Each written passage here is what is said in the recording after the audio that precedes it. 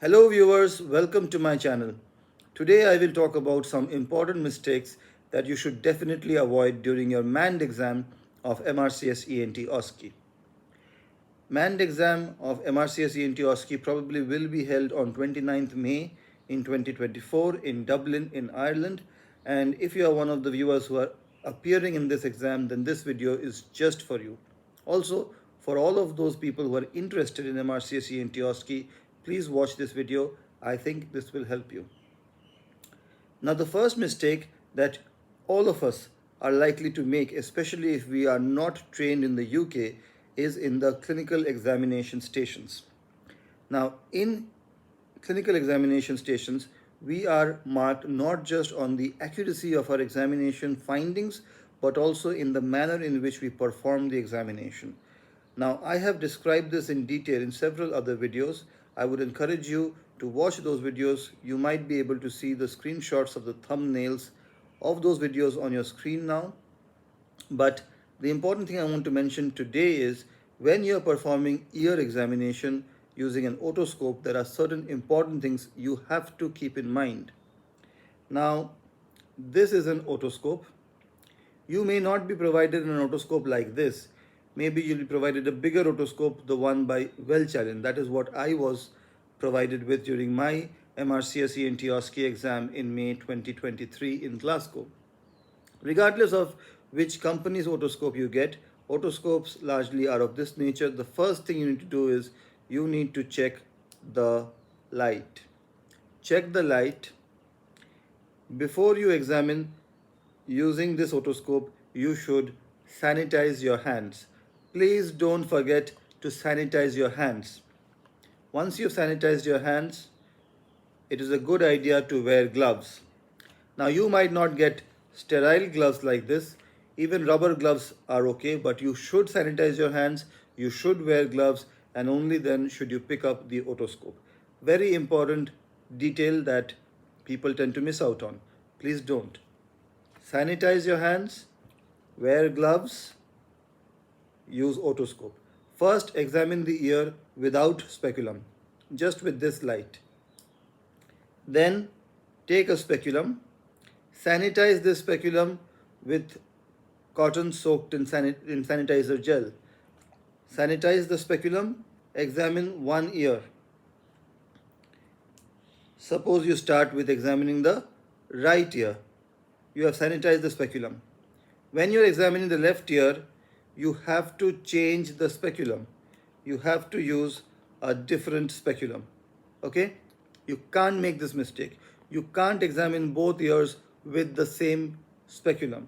That is a mistake that might even cost you passing in this exam. So, it can be the difference between passing and failing in this exam.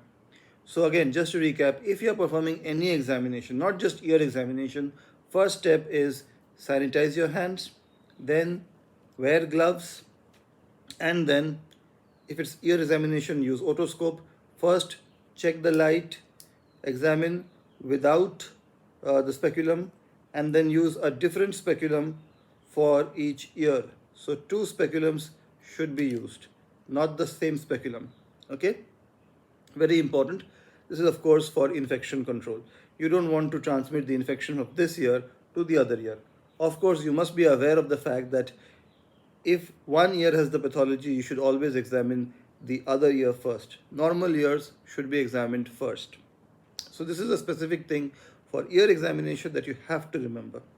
Another thing, if you are asked to perform tests like whisper test or what is also known as free field hearing test, very important that you don't allow the patient to read your lips. Now, there are various techniques to avoid doing this. Free field hearing test is basically a hearing test without any instrument. So you have to ask the patient to repeat what you are saying. Now, this patient can be reading your lips. You don't want the patient to be reading your lips. How to prevent this? Either you can cover your lips, that is one thing, or you can go behind the patient or to one side, ask the patient to look straight ahead. This is what I used to do. I used to go to one side, ask the patient to look straight ahead, occlude the other tragus, and then speak. These are important details. I'm sure you have practiced, but please don't forget this. There is a tendency to believe that in clinical examination stations during MRCS ENT OSCE MAND exam, we are only going to encounter flexible nasoendoscopy. That is not the case. You might be asked, I had a different examination. You might have a different examination also. So flexible nasoendoscopy, of course, is a very commonly asked question during the MAND exam of MRCS ENT OSCE, but it is not the only clinical examination that you may be asked to perform. So be very careful. The other thing, now that we have mentioned flexible nasoendoscopy, it's very important to remember that flexible nasoendoscopy does not mean only endoscopy of the nose. You have to see all the way up to the vocal folds. Okay? Now, flexible nasoendoscopy is performed on a mannequin, but you have to treat the mannequin like a human being. You don't ask the mannequin for consent. There will be an actor playing the role of a patient. You have to explain the procedure to the actor. You have to obtain verbal consent from the actor, but you perform flexible nasoendoscopy on the mannequin. Again, before performing the procedure, sanitize your hand, wear gloves, and in this case, you have to take the endoscope, check the light of the endoscope, alcohol gel on the endoscope, apply numbing gel on the endoscope, give the patient the choice regarding which nasal cavity do you want to examine first. Do you want to get examined first? You have to give them the choice. Do you want me to examine the right nasal cavity first or the left? The patient might say, your choice. If the patient mentions the choice, like say right nasal cavity, then you have to say something like, okay, I will start with the right nasal cavity, but if I find it difficult, then I might have to switch to the left nasal cavity. Okay, before performing the procedure, you have to say things like, I'll apply this numbing spray, which will be bitter. It may result in numbing your throat, so please avoid consuming hot fluids for about half an hour to about an hour after the procedure.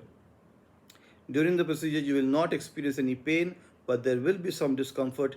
If the discomfort is too much, let me know. I will stop the procedure. Very important to explain every procedure before you perform it. You have to explain the procedure, you have to obtain verbal consent, and then perform the procedure. So I have explained some common mistakes in ear examination. In flexible nasoendoscopy, the common mistake is we might often stop in the nose itself, especially if the pathology is nasal, like epistaxis.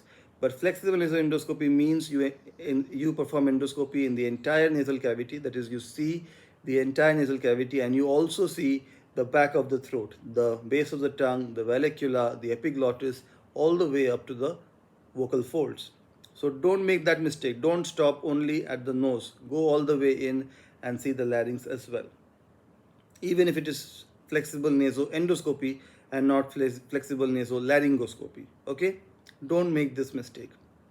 Another thing that you might be asked to do is you might be shown a picture of a laryngeal pathology, a flexible nasoendoscopy picture of a laryngeal pathology. You might be shown this picture for about a few seconds, maybe 30 seconds, and then you'll be asked to draw this picture in a minute. This is particularly challenging, so please practice drawing the picture of flexible nasoendoscopy. This is a schematic picture where you have to draw the epiglottis, draw the vocal folds, draw the false vocal cords, aryepiglottic fold, the schematic picture that you are all very familiar with. But please practice drawing this in a short duration. You might be asked this question during your MAND exam. The other important mistake that many people have made is people assume that the MAND exam venue is going to be the Royal College of Surgeons. Now, in May 2024, the exam will be held in Dublin, and Dublin does have a Royal College of Surgeons, Royal College of Surgeons of Ireland, in fact. However, please double check and triple check your admit card. Your admit card will clearly mention the venue of your MAND exam. It may not always be in the Royal College of Surgeons. My exam in May 2023 in Glasgow was not in the Royal College of Physicians and Surgeons of Glasgow. It was in a different building. So while more often than not, the MAND exam of MRCS ENT OSCE is conducted within the Royal College of Surgeons, sometimes it is not. So please check and double check the venue of your exam. Please reach Dublin at least a day before your exam and check out the venue. Check out how to reach the venue, what the commute is like, how much time it takes, and definitely reach the venue 1 hour, at least 1 hour before the exam. They will have provisions to Ensure that you are comfortable while you're waiting. It is very easy to get anxious while waiting. Please avoid doing that. Don't get anxious. Don't get annoyed by the elongated waiting period. And also don't refuse the food. They will offer food. Have that food. You want to be in the perfect frame of mind. Usually in manned exam, different organizations conduct it in a different fashion with slight variations. However, the larger scheme of things, you have a prep station, you have a test station, and you have a rest station. In the prep station, you will have the question in front of you, and you can prepare yourself mentally regarding how to approach the task. In the test station, you will have an examiner who doesn't usually participate in any discussion. There is the actor who plays the role of the patient, and you will be there. Somebody will be monitoring the time as well. Very important to finish your tasks within 7 minutes. The only way to achieve that without getting the benefit of checking the time is if you practice repeatedly. I have made several videos talking about individual manned exam questions. I've also talked about the template that you need to follow while obtaining history, while obtaining informed consent, while breaking bad news, and while explaining different clinical scenarios. I'll leave a link to all those videos in the description below. Leading up to your manned exam, I'll also make some videos where I'll share important feedback regarding some important communication skills stations.